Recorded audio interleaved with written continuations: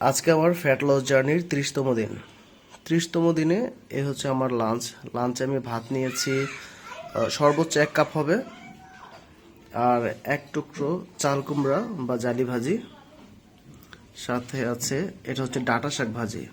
ডাঁটা শাক ভাজিতে কোনো তেল দেওয়া হয়নি, তেল ছাড়া ডাঁটা শাক ভাজি করা হয়েছে। আর এখানে আছে মাছের তেলে ভাজা কলমি শাক, 1 টুকরো পাঙ্গাস মাছের পিঠের অংশ।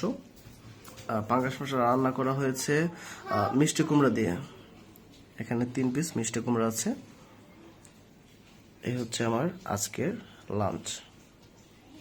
ফ্যাট লস জার্নির 30তম দিনে আমার সালাদে আছে লেবু, এখানে আছে কাঁচা পেঁপে, টমেটো, গাজর, সাথে আছে 1 টুকরো ড্রাগন ফল। এই হচ্ছে আমার ফ্যাট লস জার্নির 30তম দিনের লাঞ্চ ও সালাদ।